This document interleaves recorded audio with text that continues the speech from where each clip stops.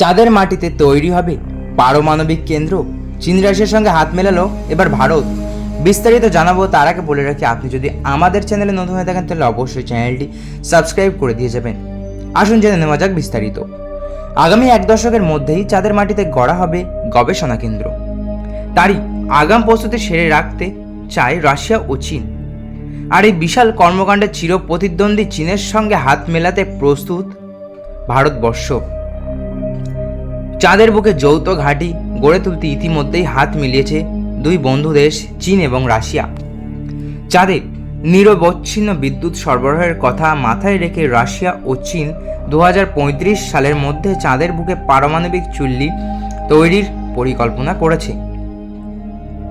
আর এই অভিযানে রাশিয়ার সঙ্গে দুই যুযুধান ভারত চীন হাত মিলিয়েছে বলেই খবর। রাশিয়ার সংবাদ মাধ্যম তাসে প্রকাশিত প্রতিবেদনে বলা হয়েছে, রাশিয়ার গবেষণা সংস্থা রসকসমস এবং চীনের মহাকাশ গবেষণা সংস্থা সিএনএসএ যৌথ উদ্যোগে চাঁদের বুকে ঘাঁটি গড়ে তুলতে আগ্রহী। এই অভিযানে রাশিয়া চীনের সঙ্গে থাকবে ভারতও। 2040 সালের মধ্যেই পৃথিবী থেকে মহাকাশচারীদের পাঠিয়ে চাঁদে গবেষণা ও অন্বেষণ চালানোর জন্য প্রয়োজনীয় বন্দোবস্তের কাজ এগিয়ে নিয়ে যাওয়ার পরিকল্পনা সেরে রাখতে চায় রাশিয়া। তাদের বুকে একটি গবেষণা কেন্দ্র চালানোর জন্য সবার আগে দরকার পড়বে বিদ্যুৎ সরবরাহের।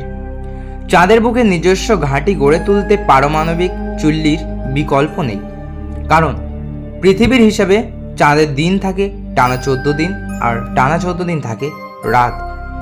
তাই সৌর প্যানেলে বসিয়ে নিরবচ্ছিন্ন বিদ্যুৎ সরবরাহ পাওয়া সম্ভব না। বিকল্প ভাবনা চিন্তা করে পারমাণবিক চুল্লি তৈরির সিদ্ধান্ত নেওয়া হয়েছে, যাতে বিদ্যুৎ সরবরাহ অব্যাহত থাকে। তাস জানিয়েছে, রাশিয়ার পারমাণবিক শক্তি উৎপাদন সংস্থা রোসাটমের নেতৃত্বে এই প্রকল্পের অন্য 3 দেশের সহযোগিতায় গড়ে তোলা হবে একটি পারমাণবিক কেন্দ্র।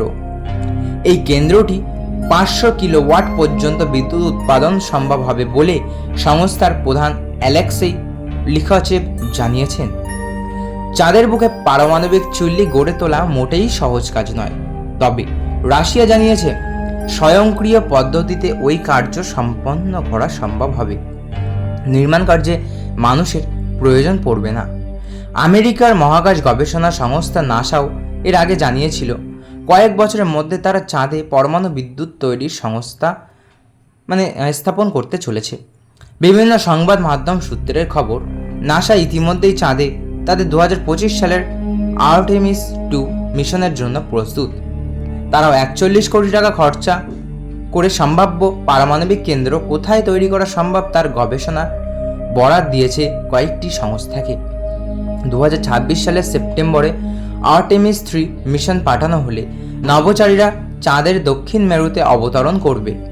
এরপরে 2028 সালে আর্টেমিস 4কে চাঁদে পাঠানো হবে বলে আমেরিকার মহাকাশ গবেষণা সংস্থার তরফে জানা গিয়েছে।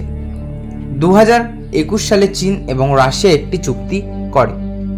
সেখানে ঠিক হয় দুই দেশের পরস্পরকে তাদের মহাকাশ গবেষণায় সাহায্য করবে। শুধু নিজেদের ব্যবহারের জন্য নয়, বিশ্বের জন্য আগ্রহী এবং সহযোগী দেশও চাইলে ওই ঘাঁটি থেকে চাঁদের বুকে গবেষণা চালাতে পারে বলেও জানানো হয় সেই সময়। তবে নাসা রাশিয়ার এই আহ্বানে সাড়া দেবে না তা সর্বজনবিদিত। ইউক্রেনের সঙ্গে যুদ্ধের জেরে রাশিয়ার উপর অর্থনৈতিক নিষেধাজ্ঞা চাপিয়েছিল আমেরিকা। তার জেরে সম্পর্কের আরও অবনতি হয়েছে রাশিয়া ও আমেরিকার। 2025 সালের মধ্যে আন্তর্জাতিক স্পেস স্টেশনেও ছাড়তে চলেছে রাশিয়া। তাই চাঁদের বুকে চীন রাশিয়ার গবেষণা কেন্দ্রে নাসার মহাকাশচারীদের প্রবেশের অধিকার থাকবে না বলেই মনে করা হচ্ছে। আমেরিকা, চীন, রাশিয়া ছাড়াও ভারত সফলভাবে চাঁদের বুকে নিজেদের মহাকাশযান অবতরণ করাতে পেরেছিল। চাঁদের দক্ষিণ মেরুতে নেমে ইতিহাস তৈরি করে ইসরোর চন্দ্রযান 3 এর ল্যান্ডার বিক্রম। আমেরিকা বা রাশিয়া চাঁদের অভিযানে যে অর্থ খরচা করে তার তুলনায় অনেক কম খরচ করে চন্দ্রাভিযান করেছে ভারত। চন্দ্রযান 3 এর বাজেট ছিল মাত্র 615 কোটি টাকা। চাঁদের দুর্গম দক্ষিণ মেরুতে গত বছরের আগস্ট মাসে নেমেছিল ভারতের চন্দ্রযান-3। আমেরিকা, রাশিয়া এবং চীনের পরে চতুর্থ দেশ হিসেবে চাঁদে মহাকাশযান পাঠিয়েছে ভারত। এরপর অবশ্য চাঁদে মহাকাশযান পাঠিয়েছে জাপানও, দৌড়ে তারা পঞ্চম। তবে ভারতের মহাকাশ গবেষণা সংস্থা ইসরোর পক্ষ থেকে চীন, রাশিয়ার সঙ্গে চাঁদে পারমাণবিক কেন্দ্র স্থাপন সম্পর্কে কোনো মন্তব্য করা হয়নি।